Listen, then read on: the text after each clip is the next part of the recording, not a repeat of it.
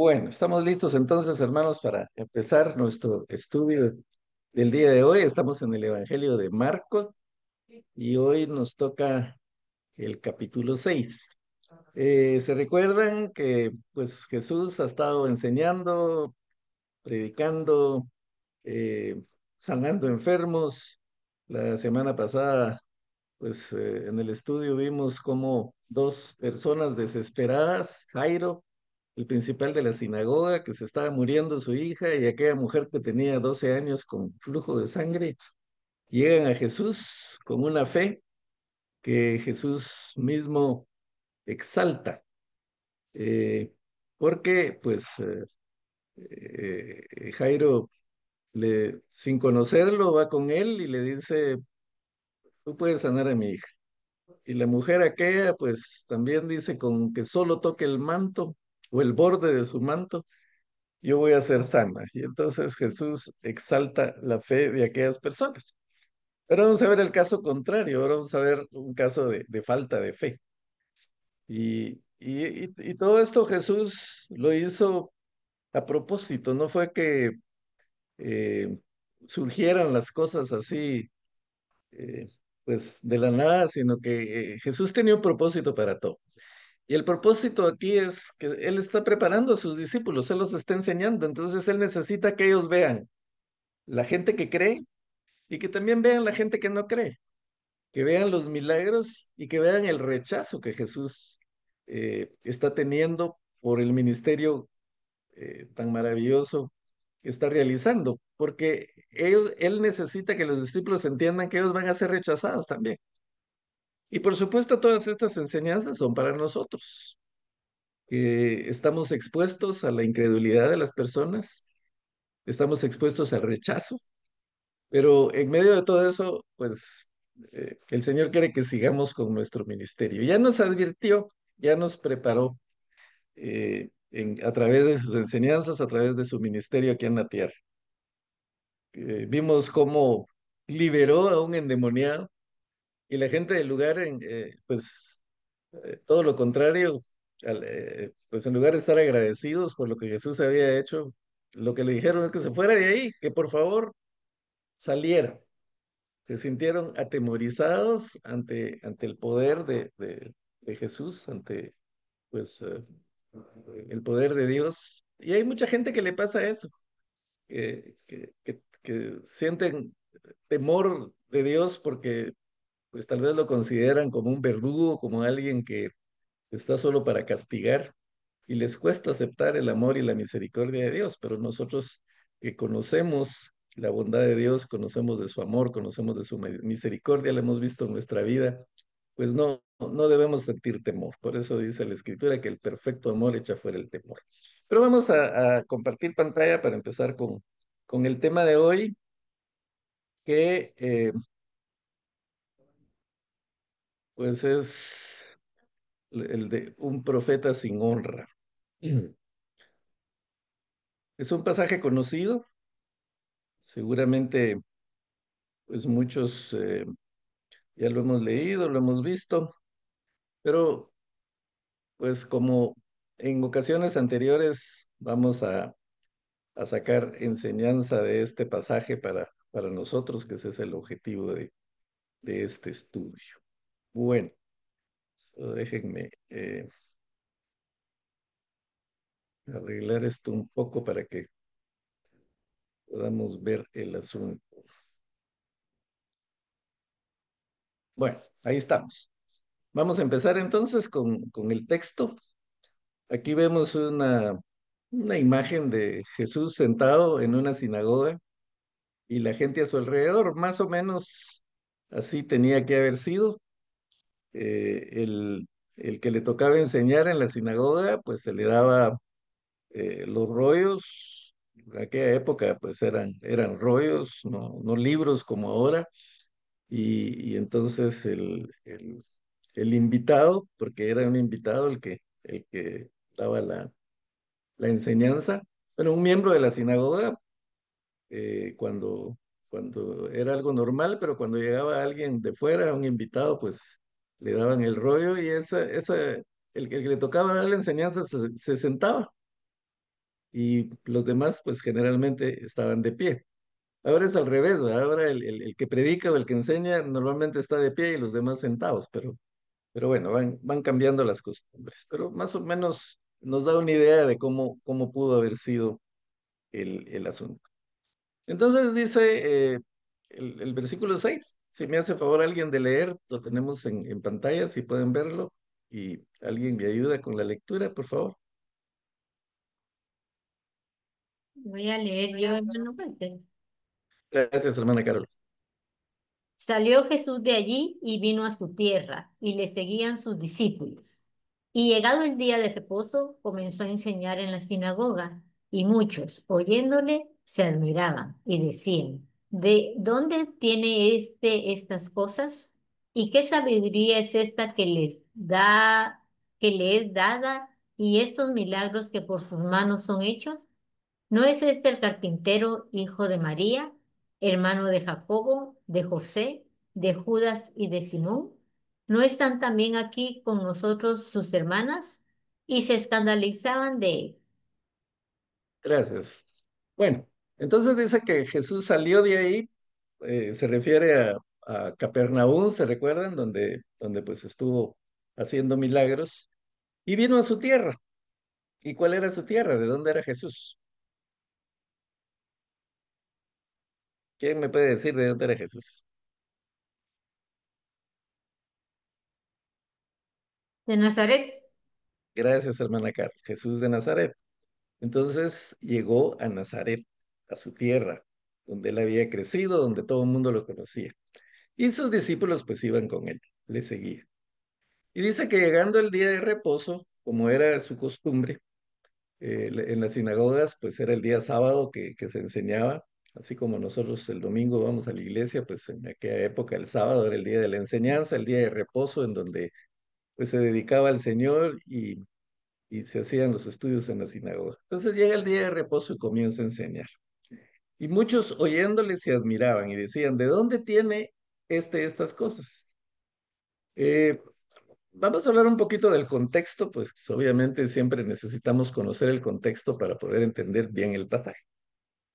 Nazaret, eh, pues es es un nombre que conocemos mucho porque, pues obviamente a Jesús se le conocía como Jesús de Nazaret porque era de ese lugar.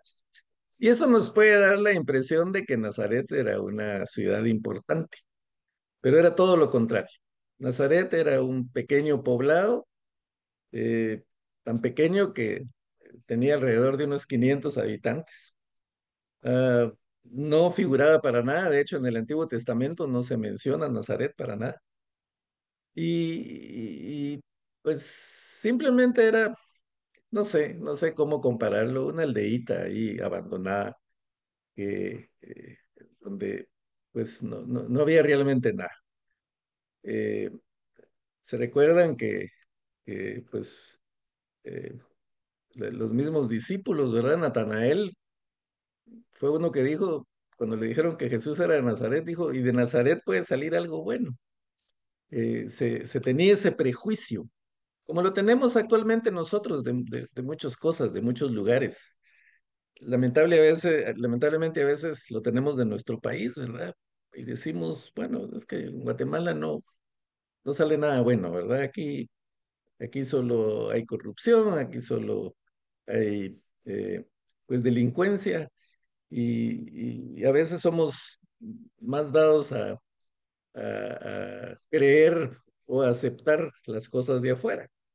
Se da en el comercio, por ejemplo, los artículos que vienen de Japón o que vienen de Estados Unidos, para nosotros son perfectos, eso es lo mejor, no tiene comparación y los nuestros, pues los subestimamos. Y eso es un error porque eh, ni en Japón ni en Estados Unidos son perfectos. Hemos visto en más de una oportunidad retirar artículos de un supermercado porque iban contaminados y pues son artículos importados que nosotros creemos que nunca van a tener problema. Entonces, eh, pues todo está expuesto a la falibilidad humana y tenemos que, pues, ser un poco más patriotas, podríamos decir, y creer más en lo nuestro. Nosotros tenemos cosas muy buenas, un café espectacular que en muchos lugares del mundo lo consumen, lo consideran. Tenemos gente también que ha sobresalido en muchos lugares, en diferentes ámbitos, tanto en lo intelectual, en lo científico, en lo artístico, en, en, en el deporte. Hay guatemaltecos que han puesto en alto el nombre de nuestro país. Entonces, creo que tenemos que dejar esos prejuicios, pero lo peor es cuando esos prejuicios se reflejan entre nosotros, entre hermanos, porque a veces decimos, bueno, ¿y este de dónde salió pastor? Pues si yo estudié con él, yo lo conozco desde chiquito, era mal hablado, malcriado, y ahora de pastor, ¿va? O de líder de la iglesia. Subestimamos a la gente y hacemos daño con eso, porque olvidamos que el Señor puede transformar a cualquiera, y el Señor nos moldea. Y el Señor con nosotros mismos, eh, que lejos de Él no servíamos para nada, podríamos decir, pues Él ha tenido misericordia de nosotros, Él nos ha moldeado y en sus manos podemos hacer grandes cosas que ni siquiera nosotros mismos nos imaginamos. Entonces, una primera enseñanza para nosotros es eso, no tener prejuicios con los demás, no tener prejuicios con los hermanos, porque esos prejuicios son producto de nuestro orgullo. Porque no podemos aceptar que alguien que estudió con nosotros, que alguien que creció con nosotros, que alguien que conocemos de hace tiempo pueda destacar más que nosotros o pueda ser usado por el Señor más que nosotros. El orgullo mismo no nos deja aceptar eso.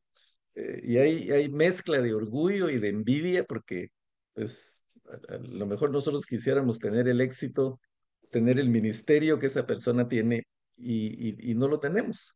Pero si no lo tenemos, pues los únicos responsables somos nosotros. La otra persona que está destacando, pues simplemente ha sabido aprovechar sus dones, ponerlos al servicio del Señor, cosa que a lo mejor nosotros no hemos hecho. Entonces, en lugar de rechazar, en lugar de criticar, en lugar de tener prejuicios, pues tenemos que ver nosotros también por desarrollar nuestros dones, también creer en el poder del Señor, creer que el Señor es capaz de transformarnos, que de nosotros puede salir algo bueno. Por supuesto que puede salir algo bueno si nos ponemos en las manos del Señor.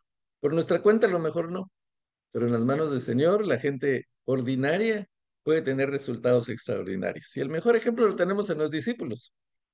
Como estudiamos en el pasado, en alguna de las lecciones anteriores, el equipo que Jesús reclutó nadie lo hubiera querido.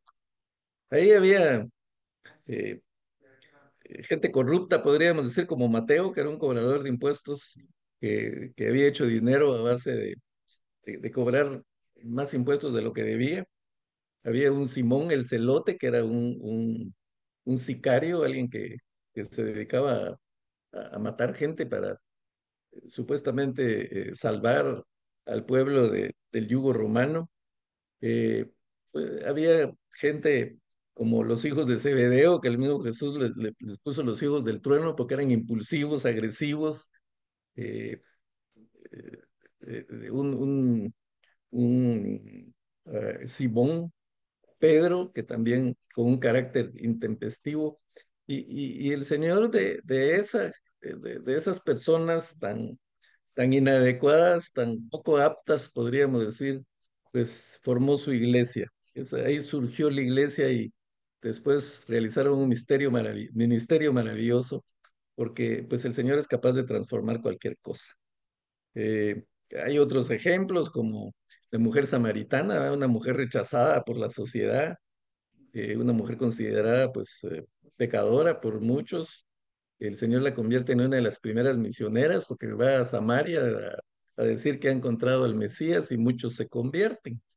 Y así podríamos poner una serie de ejemplos de lo que el Señor es capaz de hacer. Así que lo primero que tenemos que tener en cuenta es que el Señor puede hacer grandes cosas si nosotros nos ponemos en sus manos. Puede hacer cosas extraordinarias si nosotros dejamos que Él nos utilice. Pero los prejuicios, el orgullo, la envidia, pues limitan estas cosas, como pasó en esta oportunidad, porque la gente se admiraba, pero estas expresiones aquí son despectivas, no son de admiración así como decir, ala, todo lo que este ha logrado, sino simplemente, ¿y este qué? ¿De dónde tiene estas cosas? ¿Qué sabiduría tiene? Y esos milagros, va, si este es un carpintero, pues es el hijo de María, hermano de Jacobo, de José, de Judas y de Simón, son expresiones despectivas. Y lo vemos porque en la época de Jesús a las personas se les identificaba por el nombre del Padre. Si ustedes ven, leen la escritura, pues los hijos de Zebedeo, Simón hijo de Jonás, Jacobo hijo de Alfeo, siempre se menciona al Padre.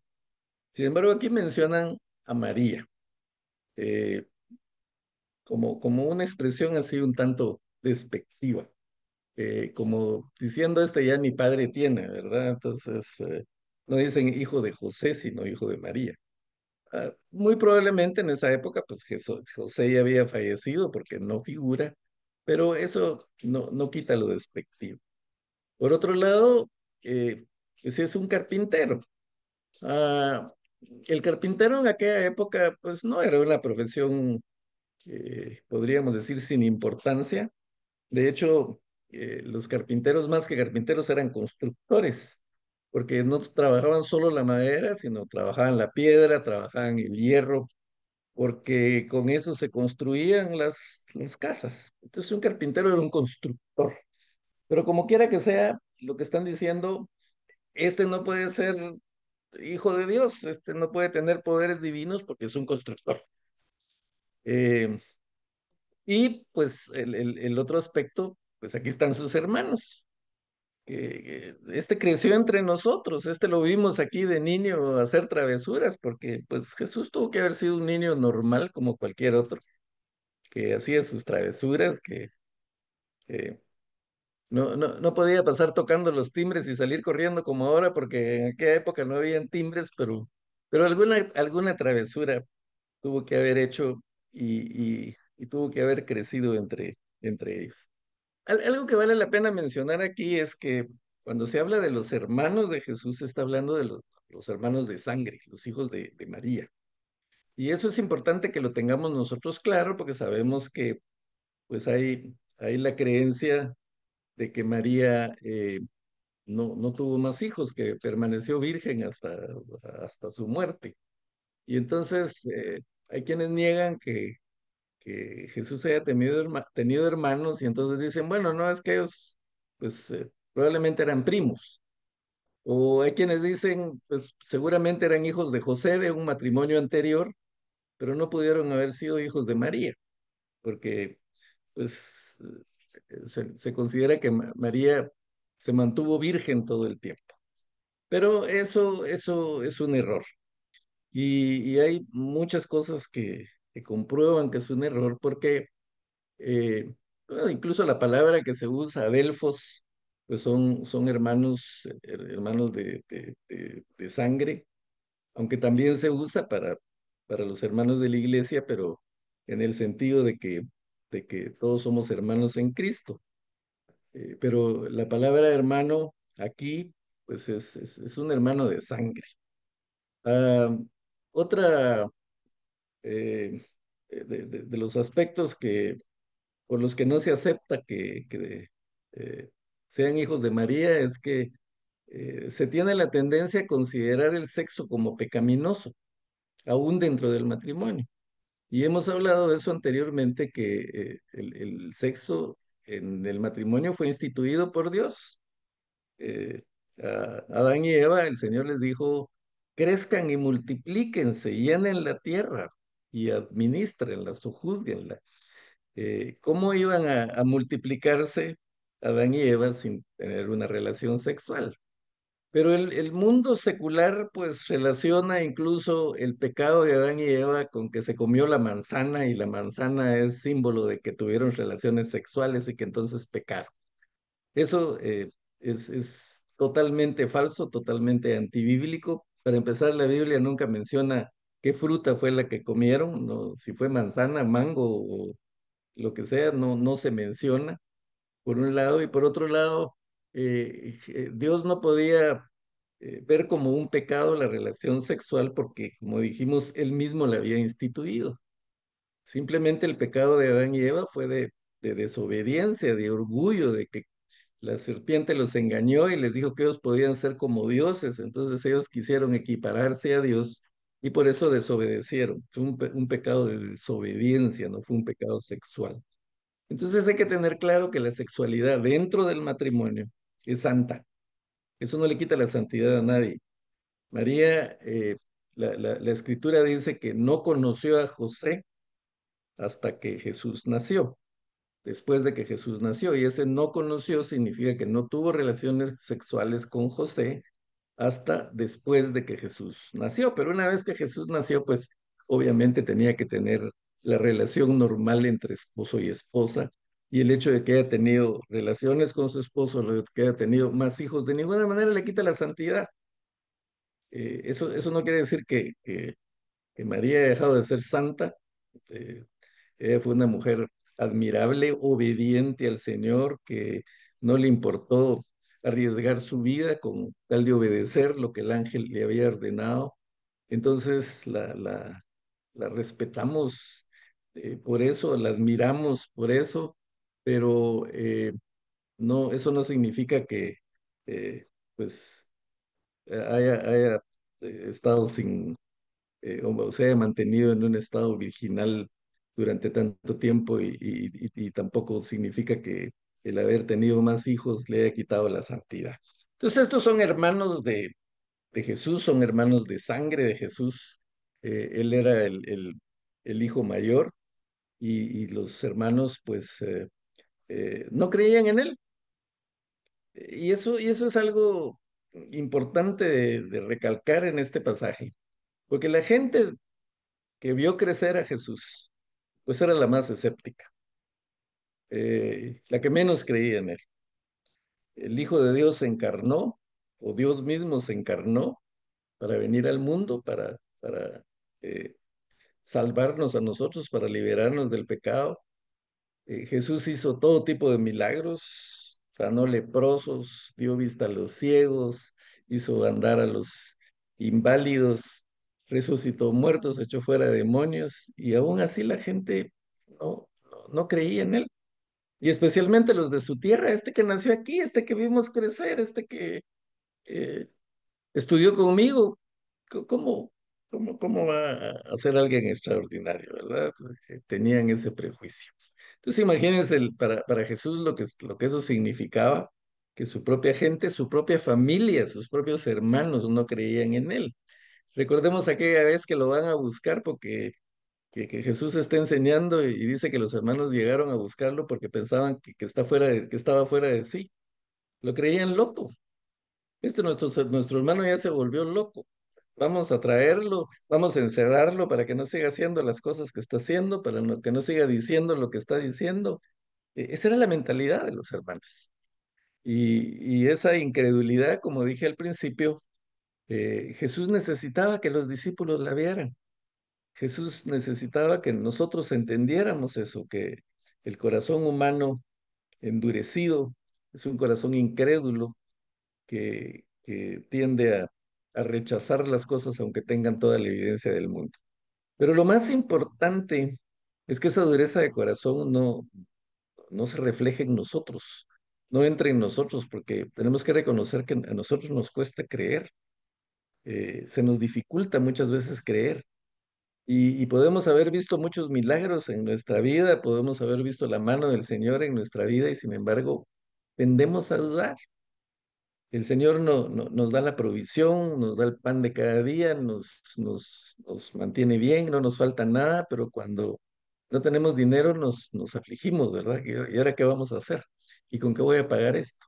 Y a pesar de que tenemos todas las evidencias que el Señor ha sido nuestro proveedor, dudamos.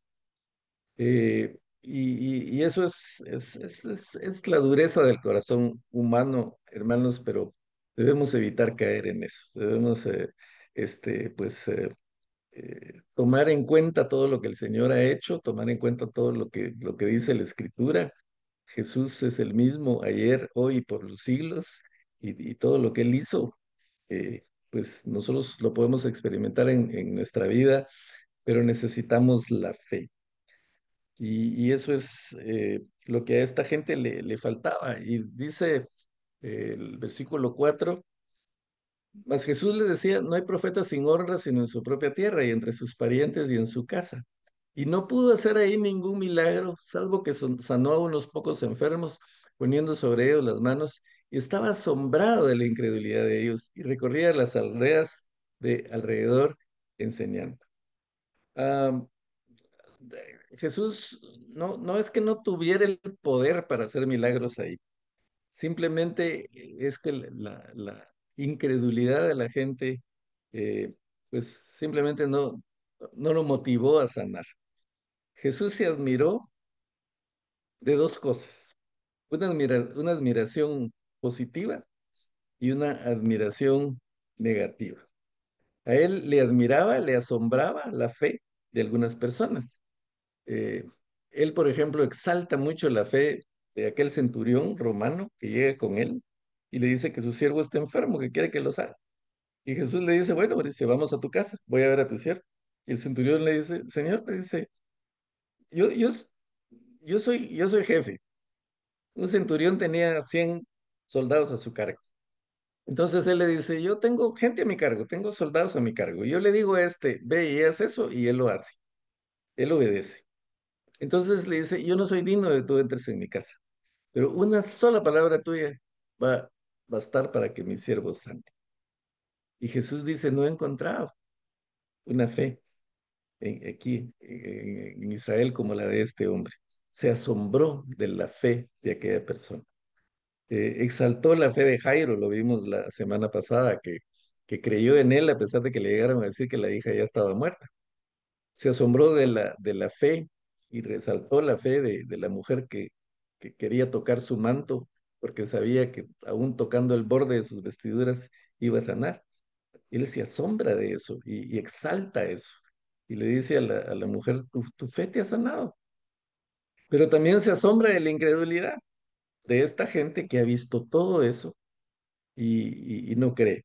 Y entonces hay un resultado. Como la gente no cree, como hay incredulidad, Jesús nos sana. Entonces por eso nosotros debemos cuidar eso. Porque si nosotros dudamos, Jesús no va a actuar en nuestra vida. Él quiere nuestra fe. Él ya nos ha dado las evidencias necesarias para que creamos en Él. Pero mientras dudemos, pues difícilmente vamos a seguir viendo su mano poderosa y los milagros. Jesús, en dos oportunidades, vemos en la escritura que estuvo en Jerusalén, estuvo en una sinagoga. Lucas lo relata, aquí tenemos la cita bíblica. Lucas 4, la primera vez que él llega a Jerusalén, que regresa a su tierra, él entra en la sinagoga, lo invitan a enseñar, porque como ya dijimos, nadie podía entrar a enseñar solo porque sí, tenía que ser invitado y eran invitados los que ya eran conocidos, que tenían cierto prestigio que conocían las escrituras. Entonces, en esa primera oportunidad le dan a Jesús el rollo del profeta Isaías y Jesús lo abre en el pasaje que nosotros en nuestras Biblias ahora lo tenemos en Isaías 61, donde dice, el Espíritu del Señor está sobre mí, cuanto me ha enviado a liberar a los cautivos, a dar vista a los ciegos, etcétera, etcétera, y a proclamar el año agradable del Señor.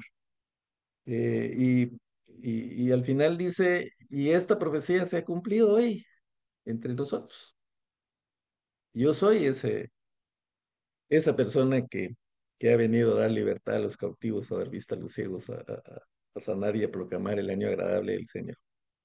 Ah, eh, lo del año agradable del Señor lo dice porque recordemos que en la ley, en las escrituras, estaba el año del jubileo. Cada 50 años había un año de jubileo que, pues, los que tenían esclavos tenían que soltarlos, los que habían vendido sus posiciones, su tierra, la podían recuperar. Era un año de júbilo, porque había libertad.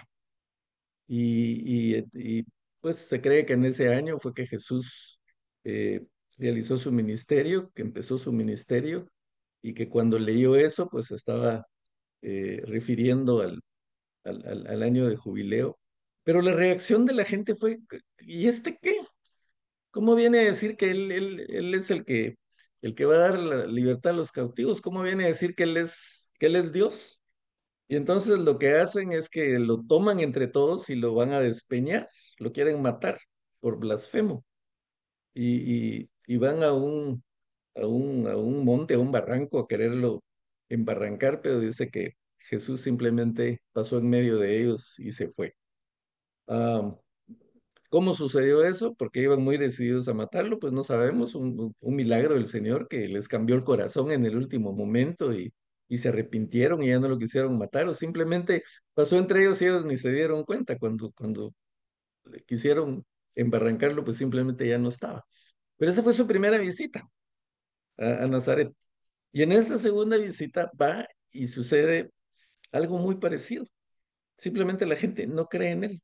Entonces Jesús no volvió a Nazaret, no regresó más por la incredulidad de la gente. Eh, y eso es una enseñanza para nosotros, como ya dije. Nuestra falta de fe puede provocar que el Señor simplemente no actúe en nosotros, no nos use como nosotros queremos que ser usados, o no conteste nuestras oraciones como nosotros quisiéramos que fueran contestadas por nuestra falta de fe. Porque Él, pues como ya dije, se asombra de la fe de algunas personas, pero se asombra de la dureza del corazón de, de otros y de su incredulidad.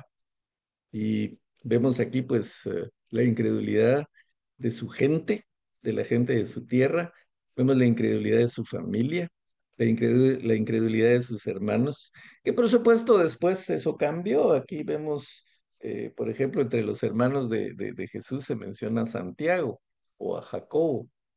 Aquí dice, no es este el carpintero hijo de María, hermano de Jacobo, de José, de Judas y de Simón. Jacobo y Santiago son el mismo nombre, se refieren a una misma persona.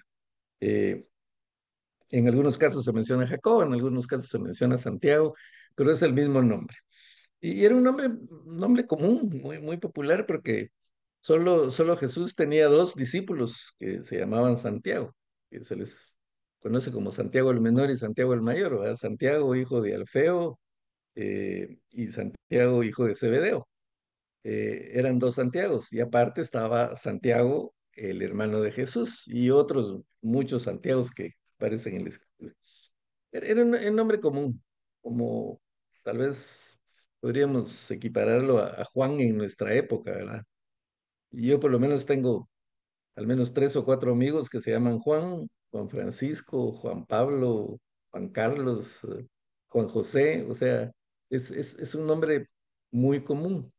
Eso pasaba con algunos nombres como el de Jacobo o Santiago. ¿Por qué digo esto? Porque Santiago, el hermano de Jesús, es el que posteriormente escribe el Evangelio según Santiago. Y vamos a ver, a lo mejor, pues ese es el próximo Evangelio que estudiamos, porque es un Evangelio práctico, totalmente práctico. Es poner en práctica todo lo que Jesús enseñó. Es un evangelio que habla de la misericordia hacia el necesitado, habla de ver por el huérfano y por la viuda, habla de no discriminar a las personas, de no hacer de menos a los pobres, de no exaltar a los ricos y hacer de menos a un pobre. Y es un evangelio que va dirigido a la iglesia, no va dirigido al- al- al- a los que no son creyentes, sino justamente a los creyentes, porque ahí dentro de la iglesia, en la primera iglesia, en las primeras iglesias que nosotros creemos que a lo mejor fueron perfectas, eh, no era nada de eso. Había discriminación, hacían de menos a los pobres, los ricos que llevaban con vestiduras elegantes y con el nido de oro, pues les daban los lugares preponderantes, los mejores asientos hasta adelante, y si entraba una persona pobre, vestido humildemente, pues siéntate ahí en el piso. Y eso es lo que Santiago reclama. Y entonces vemos ya un Santiago totalmente diferente, ya no un Santiago que creía que su hermano estaba loco, sino un Santiago que ya reconoce quién era Jesús, lo que Jesús hizo y él sigue con ese ministerio escribiendo como el Evangelio según Santiago. Pero para ir eh, recapitulando lo que hemos hablado, este pasaje pues tiene que dejarnos las enseñanzas de el problema de la incredulidad, los efectos de la incredulidad. Y nos llama a analizar el por qué no creemos, el por qué somos incrédulos. No hablemos de los demás, porque es un problema del ser humano en general, tanto de los no creyentes como de los creyentes. Y hablamos que uno de los principales problemas de la incredulidad es el orgullo.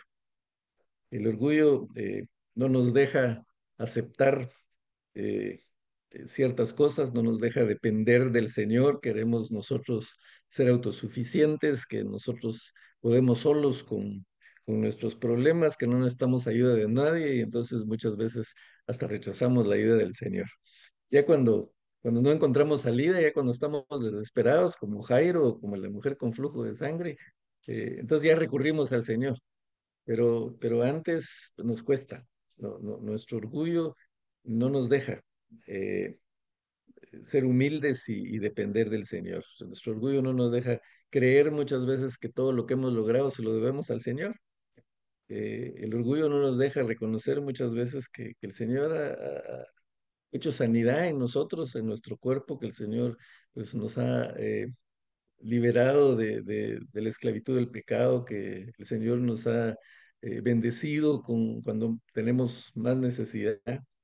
Pues hay que pelear mucho con el orgullo, con nuestra naturaleza orgullosa, con nuestra naturaleza caída, pecaminosa, que no nos deja reconocer el poder del Señor.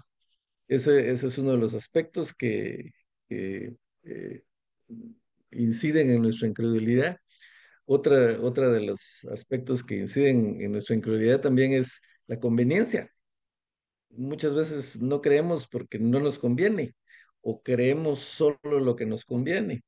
A veces, pues depuramos la Biblia, ¿verdad? Y quitamos todos los pasajes que no nos gustan y nos quedamos solo con los pasajes que sí nos gustan.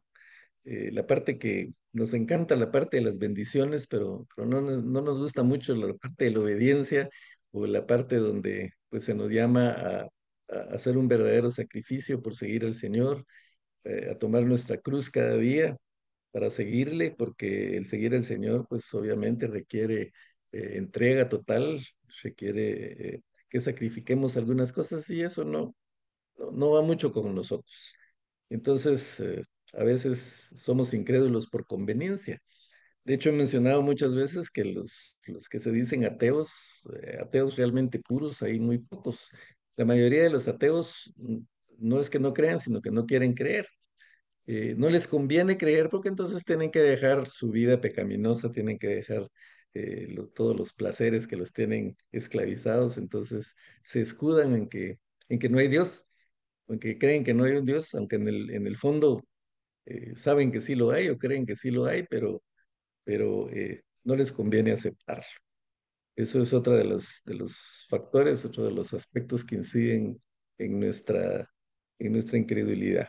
Puede incidir nuestro estado de ánimo también a veces, que ante las crisis, ante las circunstancias, ante la tragedia, nos ponemos vulnerables. A veces nos peleamos con el Señor porque las cosas no salen como nosotros queremos, porque la situación que estamos viviendo no es la que quisiéramos vivir porque la tragedia por la que estamos pasando, no quisiéramos pasar por eso, entonces, eh, pues también hay cierto rechazo, cierta rebeldía, eh, y, pues podríamos decir que en algunos casos, eh, tiene cierta lógica, porque somos humanos, somos susceptibles, somos vulnerables, pero no nos gusta mostrarnos así. Sin embargo, tenemos que estar conscientes de que podemos caer en eso de que hay circunstancias en nuestra vida que nos ponen en esa situación. Yo recuerdo perfectamente, yo les he mencionado muchas veces que eh, yo estoy donde estoy desde el punto de vista cristiano, en primer lugar, por la misericordia y el amor del Señor que me rescató del camino pecaminoso en el que yo venía. un camino de muerte. Pero él usó a mi abuelita y a mi madre para guiarme en sus caminos y yo de ellas aprendí mucho y mi fe se basa mucho en lo que vi, en ese fruto del espíritu que yo vi en ellas, tanto en mi abuelita como en mi mamá. Sin embargo, eh, vi, siendo muy joven, siendo niño prácticamente, cómo la abuelita perdió a uno de sus hijos, aún mi tío. Lamentablemente, el tío murió porque era alcohólico y pues el alcohol lo mató. Le, trabajaba como supervisor departamental y pues tenía que viajar y en uno de los hoteles en donde estaba hospedado, en una de sus borracheras, ahí murió y ahí lo fueron a encontrar muerto. Para la abuelita el golpe fue terrible. Perder a un hijo pues es de las peores cosas que le pueden pasar a una persona. Y yo vi, como les dije, siendo niño, a la abuelita sufrir la pérdida de ese hijo y llorar por la pérdida de ese hijo. Y en medio de su dolor ella dijo, ya no quiero creer en Dios por lo que me está pasando. Y otra de sus hijas la reprendió y le dijo, mamá, no estés blasfemando, no estés diciendo esas cosas. Fue un momento de dolor, un momento de sufrimiento, un momento de que perdió la compostura y ella dijo esa expresión, pero por supuesto, eh, gracias a Dios eso no se cumplió, ella siguió siendo fiel hasta la muerte. Pero me refiero a que las circunstancias, a veces el dolor, a veces la tragedia, nos hacen decir cosas o pensar cosas que inciden en nuestra falta de fe. Tendemos se tiende a debilitar nuestra fe se debilita y por eso es importante la unión entre hermanos, por eso es importante orar unos por otros, por eso es importante eh, apoyarnos unos a otros, especialmente cuando alguien está pasando por una tragedia, por una situación difícil. Ahí es donde necesita de nosotros, ahí es donde necesita de los hermanos, ahí es donde necesita, no que lo van a regañar, no necesita exhortación. Una persona que está pasando por tragedia, lo único que necesita es ser escuchada, lo único que necesita es compañía. Como dije, que en el caso de la abuelita, pues una de sus hijas la, como que la hizo regresar a la realidad, pero tampoco fue que le fuera a decir te vas a ir al infierno por estar diciendo eso, que lo que menos necesita una persona en un periodo de sufrimiento, de dolor, es condenación. Necesita comprensión, necesita que le escuchen. Y aunque diga cosas fuera de lugar, pues hay que comprender que es la situación, es el dolor del momento. Entonces, son las cosas que, como dije, pueden incidir en nuestra falta de fe, en nuestra incredulidad. Pero, hermanos, tenemos un Dios que hace milagros. Tenemos un Dios que con una sola palabra puede parar una tormenta de la naturaleza, una tormenta espiritual como la del endemoniado Gadareno, un Dios que con una sola palabra puede sanar a un enfermo, como en el caso del eh, asistente o el trabajador del centurión romano. Es el mismo Dios ayer, hoy y por los siglos.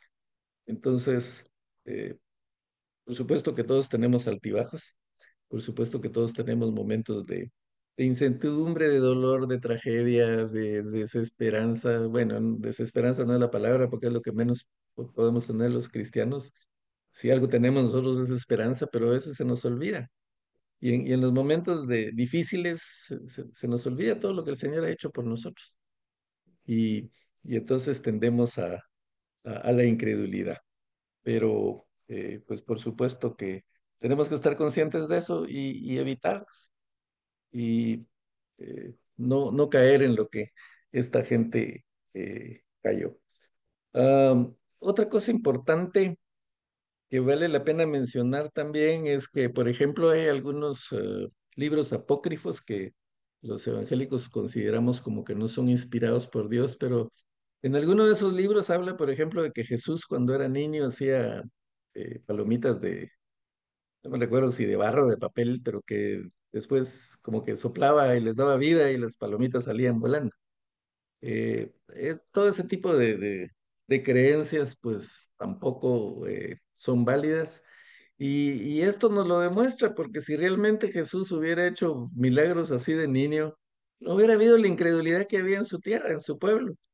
Si la gente de ese pueblo lo hubiera visto eh, hacer que salieran palomitas volando, o sacar eh, conejos de un sombrero, ¿va? Como hacen algunos magos, pues no hubieran tenido la incredulidad que tenían. Pero justamente la incredulidad de esta gente era porque Jesús fue un niño normal, común y corriente como los demás. Un niño travieso a lo mejor. Seguramente sujeto a sus padres, como vemos en uno de los únicos pasajes que hablan de su infancia, que fue aquel en donde se perdió, se perdió en el templo. Los papás se dieron cuenta como a los 2 días, ¿verdad? Lo que quiere decir que, pues sí, era travieso, ¿verdad? Se escondía, se metía por todos lados y ya lo conocían. eh, y por eso, pues no le dan mucha importancia que no está, hasta que realmente ven que no está y regresan a buscarlo. Y lo encuentran ahí con los maestros de la ley. Pero todo eso nos dice que fue un niño como cualquier otro, que fue un ser humano, 100% humano. Un niño que dependió de su madre para ser alimentado, que María le cambió los pañales. eh, el Hijo de Dios se expuso a todo eso para identificarse con nosotros, por amor a nosotros. Se hizo un poco menor que los ángeles, dice la Escritura, pero todo eso lo hizo por amor, porque creyéramos en Él, para que creyéramos en Él. Y, y sin embargo, pues nos cuesta creer, ¿verdad? Nos cuesta muchas veces tener la fe. Pero pues podemos pedir que nos la incremente. Podemos decirle, Señor, ayuda a mi incredulidad. Señor, ayúdame a no dudar, a no poner en tela de juicio lo que tú puedes hacer, tu poder, tu amor, tu misericordia para con cada uno de nosotros. Entonces, procuremos que el Señor se asombre de nuestra fe y no de nuestra incredulidad como pasó con estas personas. Bueno, tenemos más contenido, pero ya por cuestiones de tiempo va a ser un poco difícil. Solo vamos a leer lo que tenemos para la próxima semana. Dice, después llamó a los 12 y comenzó a enviarlos de dos en dos. Y les dio autoridad sobre los espíritus inmundos. Y les mató que no llevasen nada para el camino, sino solamente bordón, ni alforja, ni pan, ni dinero en el cinto, sino que calzasen sandalias y no vistiesen dos túnicas. Y les dijo, donde quiera que entréis en una casa, posad en ella hasta que salgáis de aquel lugar. Entonces vamos a ver la importancia de eso, de ir de dos en dos, por ejemplo, que es una estrategia que Jesús usó y que la vemos en el Antiguo Testamento con muchos líderes como Esdras y Nehemías, como Moisés y Aarón, como Elías y Eliseo. Bueno, hay cualquier cantidad de ejemplos de cómo Jesús utilizó a equipos de dos personas para que hicieran el trabajo y eso pues nos tiene que eh, enseñar también a no ser individualistas. A veces nos creemos autosuficientes, a veces creemos que pues nosotros solos podemos hacerlo todo y, y nos cuesta pedir ayuda, nos cuesta delegar, eh, pero el Señor cree que el ministerio lo hagamos con excelencia y que nos apoyemos unos a otros. La comunidad cristiana es una familia, es una comunidad, pues vivimos en comunidad, tenemos que aprender a vivir en comunidad. Y ahí es otro de los aspectos donde el orgullo nos afecta, ¿verdad? Es que yo puedo solo, es que yo no necesito a nadie para que me ayude en mi ministerio. Y entonces muchas veces los ministerios fracasan porque pues hay un eh, eh, hácelo todo, ¿verdad? Que quiere hacer de todo y por no pedir ayuda muchas veces pues las cosas no funcionan. Pero ese es uno de los muchos aspectos que vamos a ver la semana entrante, pero aquí vemos también que el Señor sigue enseñando a los discípulos la fe, les sigue enseñando dependencia, porque les dice, no lleven nada para el camino, enseñándoles a depender del Señor. totalmente, porque ni comida tenían que llevar, ni pan, ni dinero, eh, solo que fueran con sandalias, que ni siquiera llevaran dos túnicas. eh, pues eso también es una enseñanza para nosotros, porque nosotros nos afanamos porque no va a alcanzar la comida, nos afanamos porque no vamos a tener para vestirnos nosotros queremos todo seguro, ¿verdad? Tenemos que ir a lo seguro. Esa es otra de las cosas que afecta nuestra fe, el temor, el temor a que las cosas no salgan bien, el temor a fracasar, el temor a que qué va a pasar conmigo o qué va a pasar con mis finanzas. Ese temor también afecta nuestra fe. Entonces ya vimos aspectos que pueden afectar nuestra fe, la conveniencia, el temor, la ignorancia es otro de los aspectos también que afectan nuestra fe, el no conocer suficientemente la palabra del Señor, el no tener intimidad con Él. Jesús mismo en la cruz del Calvario dijo, Señor, perdónalos porque no saben lo que hacen. Tenían mucho conocimiento teórico, los, los escribas, los fariseos, los maestros de la ley. Sin embargo, no pudieron reconocer al Señor. En las profecías del Antiguo Testamento, todas las profecías apuntaban a Jesús y ellos simplemente eh, se cegaron a sí mismos, endurecieron su corazón y por ignorancia también lo crucificaron. Entonces, no caer en la ignorancia, ocuparnos de estudiar la palabra del Señor, ocuparnos de leerla, ocuparnos de entenderla, de salir de dudas, para que así nuestra fe se fortalezca. En la medida que estudiamos la palabra, en la medida que tenemos intimidad con Dios, nuestra fe se va fortaleciendo. Y también tenemos que aprender a confiar en el Señor para servirlo, para un ministerio, eh, tirarnos al agua, como decimos, dependiendo del Señor. Por supuesto, no improvisar, sino pues, nos tenemos que preparar para todo ministerio, pero hacerlo sin temor, sabiendo que el Señor está con nosotros. Por eso les dice a los discípulos, no lleven nada, un subastón nada más, ni siquiera mochila, ¿verdad? O bolsa, ni pan, ni dinero. Nosotros no salimos a la calle sin dinero. Sentimos que algo nos va a pasar si no llevamos dinero. Yo peleo mucho con mi esposa porque ella todo lo quiere pagar con tarjeta y nunca llevo efectivo. Y le digo, ¿qué pasa si se te pincha una llanta y no tenés para pagar un pinchazo? Pero es ese miedo, ese temor nuestro. Y pues bueno, en el ministerio, en el servicio al Señor, tenemos que despojarnos del miedo y servir sabiendo que quién es el que está con nosotros y que es mayor el que está con nosotros que el que está contra nosotros. Pero me estoy adelantando a lo de la semana entrante. Realmente, pues tenemos más que aprender de eso. Así que si el Señor lo permite, pues vamos a seguir la próxima semana con esta enseñanza y lo vamos a dejar hasta aquí para ya no desvelarnos. Así que, pues, eso es lo que tenemos para hoy, hermanos. No sé qué piensan, qué opinan. ¿Tienen alguna duda, algún comentario? Eh, pues me encanta que participen, que comenten, así que les dejo el tiempo. Gracias, hermano. Muy linda enseñanza. Como siempre, siempre hay cosas nuevas, ¿verdad? Que nos quedan en nuestro corazón y que seguimos aprendiendo. Que Dios lo bendiga, hermano. Muchísimas gracias. Gracias, hermana Silvia. Gracias a ustedes por estar aquí. Siempre nos motiva a seguir adelante y a seguir aprendiendo, hermano. Gracias. Siempre aprendemos algo diferente. Siempre analizamos las cosas de otra forma y que Dios lo bendiga. Muchas gracias. Nos ayuda mucho. Gracias, hermana Silvia, igualmente. ¿Qué opinan, hermanos? ¿Qué quedó de lo de hoy? ¿Qué aprendimos hoy? ¿Qué les dijo el Señor a su corazón? Alguien que pueda decir algo que el Señor puso en su corazón a raíz de esta enseñanza.